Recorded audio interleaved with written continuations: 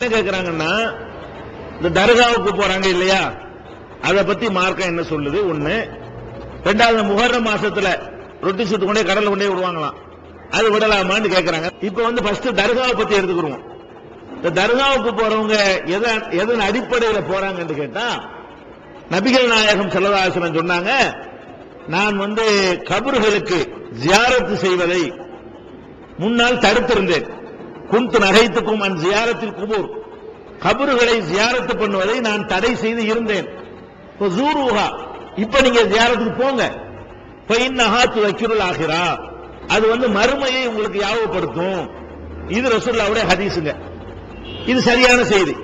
நபிகள் நாயகம் சொன்னாங்க, கபருஸ்தானுக்கு போக கூடாதுன்னு முதல்ல தான் தடை போட்டு வச்சிருந்தேன். இப்ப நான் அந்த தடையை நீக்கிட்டேன், நீங்க போங்க. ஏன் போங்க? அது மறுமையை மௌத்தை யாவப்படுத்தும் என்று ரசூலுல்லாஹ் சொன்னாங்க. இத வச்சுக்கிட்டு தான் நாங்க தர்காவுக்கு போறோம், ஜியாரத்துக்கு போறோம்ங்கறாங்க.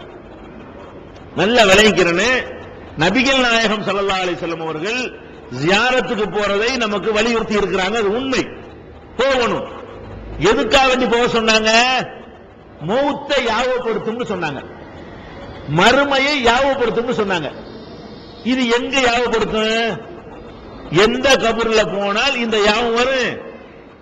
கபர்ஸ்தான் இருக்க, நம்ம அப்பா அம்மாவெல்லாம் அடக்கம் பண்ணி வச்சிருக்காங்களே, அந்த கபர்ஸ்தானுக்கு போனோம்னு சொன்னா, ஆஹா அவங்க எல்லாம் போயிட்டாங்க, இவங்க எல்லாம் போயிட்டாங்க, நம்ம எல்லாம் ஏமாத்துறோம், அந்த தலைவர் போயிட்டாரு, முத்தவள்ளி போயிட்டாரு, இப்படின்னு நம்ம நினைத்தோமையானால் நமக்கு என்ன பயம் வரும்?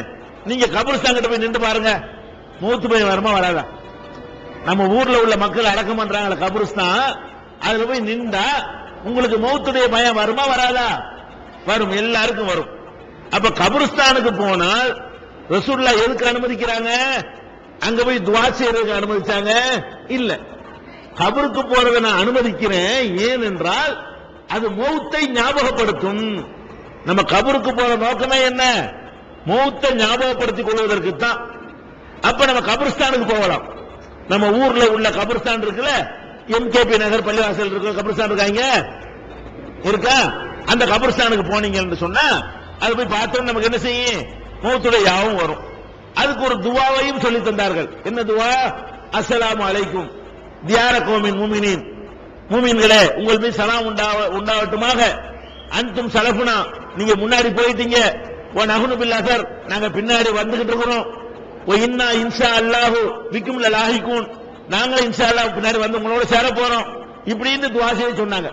அப்ப கபருஸ்தான்ல போய் நின்று கொண்டு என்ன சொல்லணுமா? நீங்க கொஞ்சம் முந்திக்கிட்டீங்க, நாங்க கொஞ்சம் பிந்திக்கிட்டோம், அவ்வளவுதான்.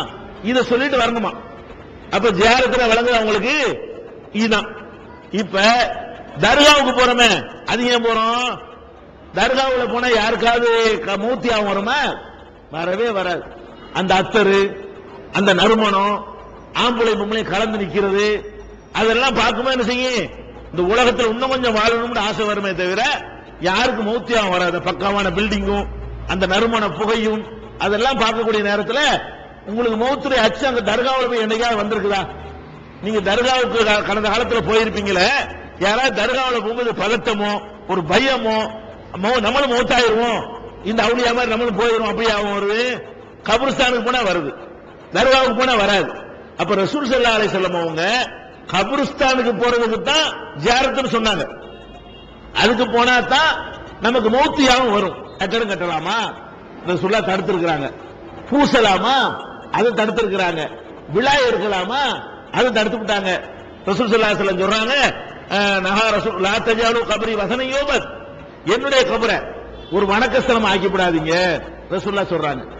அல்லாஹும்ம லா தஜால் கப்ரி ஈதா, இறைவா என்னுடைய கபரை ஒரு திருவிழா நடக்கிற இடமா ஆக்கிறாதே அப்படின்னு சொல்றாங்க. அதே மாதிரி மௌத்தாவுறதுக்கு 5 நாள் இருக்குமே என்ன செஞ்சாங்க? ரசூலுல்லாஹ்வுடைய சக்ராத் நேரம் 5 நாள்ல மௌத்தா போறாங்க. அந்த நேரத்தில் சொன்னார்கள், லஅனல்லாஹுல் யஹூத வன் நஸாரா இத்தஹது குபூர் அன்பியாஹி மசாஜித், நபிமார்களுடைய அடக்க ஸ்தலங்களை எல்லாம் தர்காக்களாக ஆக்கி விட்டார்களே, அவங்களை அல்லாஹ் நாசமாக்கட்டும் அப்படிங்கிறாங்க. அப்ப தர்கா கட்டுவது அல்லாஹ்வுடைய கோபத்தையும் அல்லாஹ்வுடைய சாபத்தையும் பெற்று தரக்கூடிய காரியம். மர்மவன் அலிய கூப்பிடுறாங்க, அலியே போய் எல்லா கபரையும் இடிச்சிட்டு வா, கட்டப்பட்டிருக்கிற கபரை எல்லாம் இடிச்சிட்டு வான்னு அனுப்புறாங்க. அப்ப நபிகள் நாயகத்தினுடைய காலத்தில் தர்கா கிடையாது. இன்னைக்கு கூட நீங்க போங்க, ஹஜ்ஜுக்கு போங்க, மதீனா பக்கம் போங்க. அபூபக்கருக்கு தர்கா இருக்கா? உமருக்கு தர்கா இருக்கா? உஸ்மானுக்கு தர்கா இருக்குதா? பத்ர்ல கொல்லப்பட்ட சஹாபாக்கள் இருக்காங்களே, பத்ர் போர்க்களத்துக்கே போங்க. அவங்களும் அடக்கப்பட்டிருப்பாங்க, அவங்களுக்குள்ள கட்டப்பட்டு வச்சிருக்காங்களா? அவங்களுக்கு இந்த பத்ர் சஹாபாக்களை விட இந்த அவுலியாக்கள் பெரிய ஆட்களா? அவங்களுக்கு என்ன கிடையாது? தர்கா கிடையாது. உஹதுல ஷஹீதானவங்கள அவங்களுக்கு தர்கா இருக்கா? அபூ ஹுரைராவுக்கு தர்கா இருக்கா? இப்னு அப்பாஸுக்கு தர்கா இருக்குதா? இப்னு உமருக்கு தர்கா இருக்குதா? ஆயிஷா நாய்க்கு தர்கா இருக்குதா? அப்ப தர்காங்கிறது இவங்க பின்னாடி இவங்க உண்டாக்கிட்டு. இன்னைக்கு நீங்க அரபு நாட்டில் போனீங்கன்னா பார்க்க இயலாது. ரசூலுல்லாஹ்வுக்கு மட்டும் இந்த பள்ளிவாசல ஒட்டி இருக்கிறதுனால அதுக்குள்ள ஒரு டூம் மாதிரி வச்சிருக்காங்க. ஏன் அதை அடைச்சு வச்சிருக்காங்க? திறந்து போட்டிருந்தாங்கன்னு சொன்னா மண்ணலிக்கு திண்டுனா எடுத்துட்டு வருவாங்க. ஆமா, எதுக்காக பண்ணிவிட்டா? இப்ப அது இரும்பு வேலை போட்டு அடைச்சு வச்சிருக்கலாம், ஓட்ட வழியா தான் பார்க்க இயலும். அது செய்யாம இருந்தான்னு வைங்க, ஜம்சம் தண்ணி ஒரு கேன்லையும் மண்ணு ஒரு கேன்லையும் கொண்டு வந்துருவாங்க. இவங்க போறவன் கடைசியில் கிணறா போயிடும். அதுக்காக என்ன பண்ணிவிட்டான்? உள்ள யாரும் போகக்கூடாது, அதுக்காக கட்டி வச்சிருக்கான். தர்காவை கட்டி வைக்கல. எதுக்கு கட்டி வச்சுக்கிறான்னு கேட்டா, அந்த மண்ணை புனிதம் வீடு கட்ட போறேன்னு என்ன செய்வான்? ஆளுக்கு 5-6 டின்ன தூக்கிட்டு வந்துருவானுவோ. ஒவ்வொருத்தரும் மண்ணை இறக்கிட்டு வந்தா என்ன விதிக்க ஆகுறது?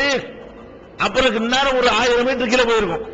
அப்ப அந்த மாதிரி போயிடக்கூடாதுங்கிறதுக்காக வேண்டிதான் அதை ஒரு கட்டடத்தில் கவர் பண்ணி வச்சிருக்கானே தவிர தர்காண்டு கூடு எடுக்கிறதுக்காக கவர் பண்ணி வைக்கல. பாதுகாக்கிறதுக்காக வேண்டி, அதை மண்ணை எடுத்துட்டு போகக்கூடாதுங்கிறதுக்காக வேண்டி ஒரு கண்ட்ரோல் பண்ணி வச்சிருக்கலாம்.